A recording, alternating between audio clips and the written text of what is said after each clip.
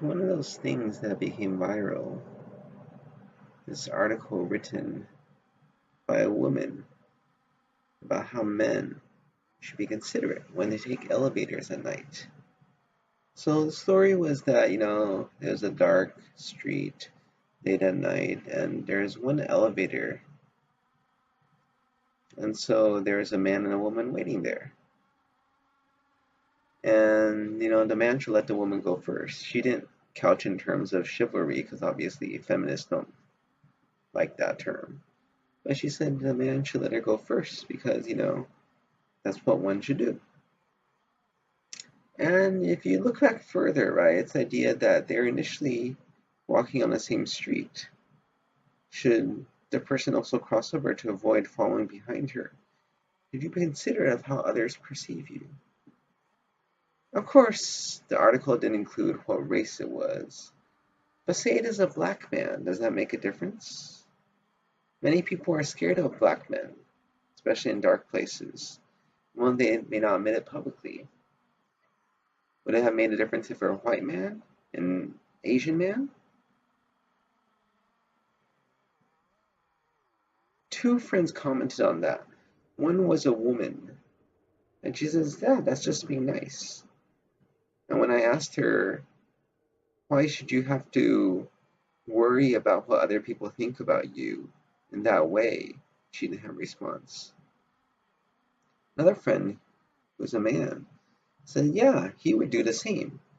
He knows other people may be scared of him because he may be a bigger guy, and so he'd want to consider their feelings. And both of them, I think, are equally wrong.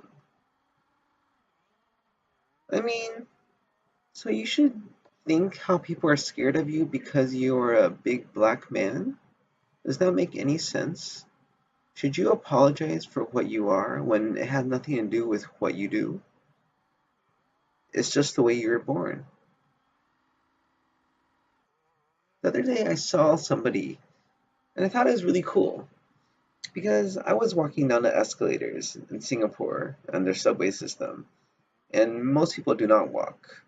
Maybe when it's crowded and everybody's going up, right? Sometimes you walk so there's a path because otherwise you wait a long time for the left side, which is standing room only. But I was walking and I saw somebody else in front of me. I was walking and I got down to the ground floor and saw the person walking like, across the floor. I realized, forgot whether it was lady or man, wasn't walking normally. She had a limp on her left leg. So she actually dragged it. And then I looked at her umbrella, and it's actually a cane because at the bottom it had this little rubber thing, so it's more flat to the ground. I was like, and then she started running because the train was leaving. And I would say she looks very funny when she's running, but I don't think she cares. This is who she is. This is the way she moves. And that is that. Nothing to be ashamed of.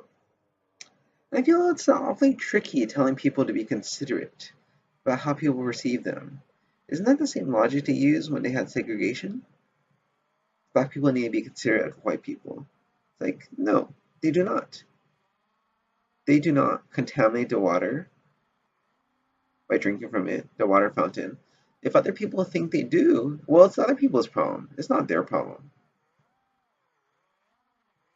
If you think somebody is scary because they're a different color, whose fault is that? I hate this whole idea of apologizing or thinking about others and calling it consideration because you're just basically inheriting racism from other people. You're hating yourself for something that you have no power over. You have no effect. I mean, would you tell somebody ugly to be considerate and not go to places with too many pretty people or not sit in a prominent seat in a cafe because they're ugly? That makes no sense.